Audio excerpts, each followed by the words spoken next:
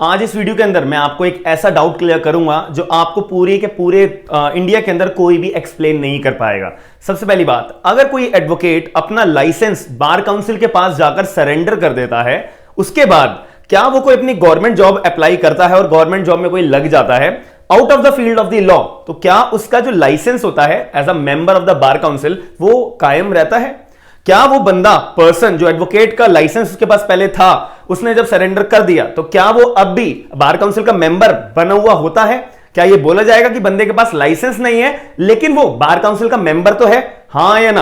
आपका क्या जवाब होगा? इस क्वेश्चन को सुनने के बाद आप पूरे कमेंट बॉक्स के अंदर जरूर बताइएगा। अगर आपको पता है, नहीं पता है तो आप वीडियो जरूर देखिएगा, पूरी की पूरी वीडियो के अंदर मैं आपको एक्सप्लेन करूंगा। दूसरा क्वेश्चन मेरा एक ये है कि अगर आपके पास कोई लॉ की डिग्री है और आपके पास बार काउंसिल का एक लाइसेंस भी है, आपने ऑल इंडिया बार एग्जामिनेशन का पूरा पेपर क्रैक करा है और उसके बाद आपके पास लाइसेंस आ जाता है, उसके बाद आप असिस्टेंट पब्लिक प्रोसिक्यूटर या पब्लिक प्रोसिक्यूटर का एग्जाम देने के लिए अप्लाई करते हो और आप जो है अपना लाइसेंस अप्लाई करने से पहले सरेंडर कर देते हो, तो क्या आप अप्लाई करने लायक होते हो या नहीं होते हो? आप ये बोल सकते हो कि भाई मैंने अपना लाइसेंस सरेंडर करा है तो इसका मतलब क्या है, मैं केस लड़ने नहीं जा सकता लेकिन मैं बार काउंसिल का तो मेंबर हूं ना? हाँ या ना? इस बात को क्लैरिफाई करा है अभी हाल ही में केरला हाईकोर्ट की तरफ से, क्योंकि अभी एक मुद्दा आया था केरला हाईकोर्ट के पास। इस मुद्दे को क्लियर करने के लिए ये बहुत ही इंपॉर्टेंट क्वेश्चन है, बहुत ही इंपॉर्टेंट क्वेश्चन है। जितने भी लॉ स्टूडेंट्स हैं या लॉ ग्रेजुएट्स हैं जो अपने पास लाइसेंस लेके बैठे हुए हैं और उनके पास कोई सरकारी नौकरी की अपॉर्चुनिटी आती है, वो अपना फॉर्म भरते हैं,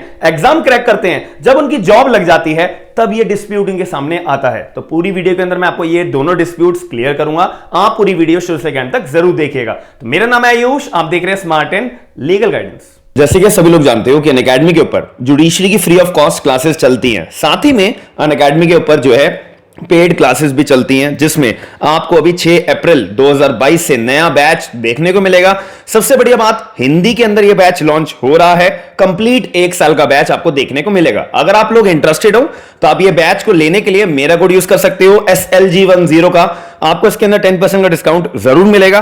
और भी बहुत सारे बैचेस होते हैं, जैसे मैंने आपको बहुत सारे अपने वीडियो के अंदर बता रखा है कि अगर आप कोई भी सब्सक्रिप्शन लेते हो ना तो उसके अंदर आपको अनलिमिटेड एक्सेस मिलता है, यानी कि आने वाली क्लासेस का भी आपको देखने का मौका मिला जाएगा, पुरानी क्लासेस भी आप देख सकते हो इजीली। यहां पे हमारा जुडिशरी का आइकॉनिक बैच भी होता है जिसमें आपको मेंटोरशिप के प्रोग्राम्स मिलते हैं, सारे बेनिफिट्स प्लस वाले मिलते हैं और यहां पे लाइव डाउट सॉल्विंग सेशंस मिलते हैं और अपनी मेंस की फोकस्ड आपको टेस्ट सीरीज देखने को मिलती है। प्राइजेस आपकी स्क्रीन के ऊपर प्लस सब्सक्रिप्शन के नजर आ रहे होंगे। 1 मंथ से लेकर 24 मंथ तक आप कोई भी प्लान लोगे, हर प्लान पे आपको 10% का डिस्काउंट जरूर मिलेगा मेरा कोड यूज करने पे SLG10 का। साथ ही में यहाँ पे आइकॉनिक सब्सक्रिप्शन के भी प्राइजेस स्क्रीन के ऊपर आ रहे होंगे। आप 6 महीने वाला, 12 महीने वाला या 24 महीने वाला प्लान ले सकते हो। मेरा कोड यूज करके SLG10 का आपको 10% का डिस्काउंट इसमें देखने को मिल जाएगा। सबसे पहली बात आती है कि एडवोकेट ने जिसने सरेंडर कर लिया अपना एडवोकेसी का लाइसेंस और वो अपने दूसरी out of the field job करने लग गया, सरकारी नौकरी करने लग गया, तो क्या यह बोला जा सकता है कि बंदे ने चलो लाइसेंस अपना सरेंडर करना है, इसका मतलब उसने जो है प्रैक्टिस करने का अपना अधिकार वापसी दे दी कि भैया चलो मैं केस नहीं लड़ूंगा लेकिन मैं क्या बार काउंसिल का मेंबर तो हूं? हाँ या ना? अब इसके अंदर एक क्लैरिफाई करता है, केरला हाईकोर्ट ने साफ एक बात बोली है कि अगर कोई भी बंदा जिसके पास एडवोकेट का लाइसेंस होता है और वो अपने गवर्नमेंट जॉब के लिए अप्लाई करता है, फॉर एग्जांपल यहां पे जो है हमारे केस में गवर्नमेंट जॉब अप्लाई करी गई थी लोअर डिवीजन टाइपिस्ट की, बंदे के पास एक फॉर्म आया था, एग्जाम फॉर्म आया था, सभी लोगों ने भरा था, उसमें से एक एडवोकेट ने भी अपना फॉर्म भर दिया।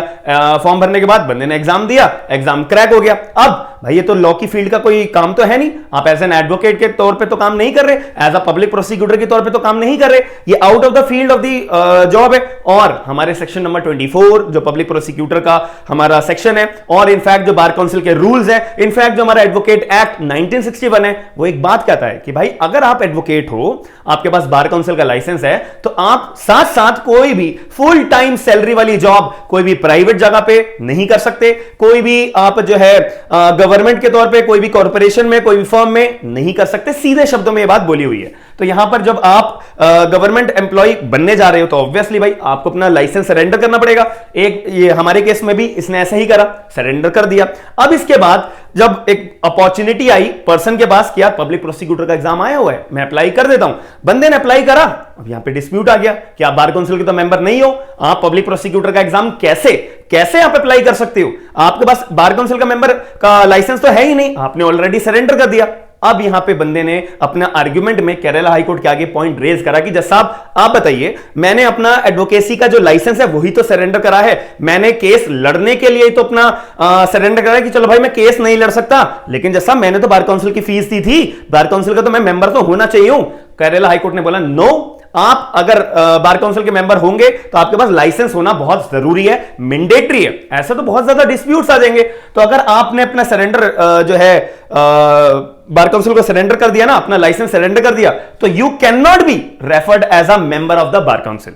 आपने अपना लाइसेंस सरेंडर कर दिया तो भाई आप बार काउंसिल के मेंबर्स, बार काउंसिल के अंदर मेंबर नहीं माने जाओगे और ऑब्वियसली आप केस तो लड़ ही नहीं सकते। अब यहां पर यह मुद्दा आया था कि एप्लीकेंट के पास लॉ की डिग्री थी, एडवोकेट बार काउंसिल का लाइसेंस भी था, उसने जो है लोअर डिवीजन टाइपिस्ट की अपनी गवर्नमेंट जॉब के लिए अप्लाई करा, नौकरी लग गई, चलो भाई काम करने लग गए। अब साथ साथ उन्होंने अपना लाइसेंस भी सरेंडर कर दिया, क्योंकि ऑब्वियसली एक advocate full time salary job नहीं कर सकता, सैलरी एम्प्लॉय नहीं बन सकता, भले वो गवर्नमेंट जॉब क्यों ना हो, प्राइवेट जॉब क्यों ना हो, फर्म क्यों ना हो, कॉर्पोरेशन क्यों ना हो, कंपनी क्यों ना हो, एक्सेट्रा एक्सेट्रा।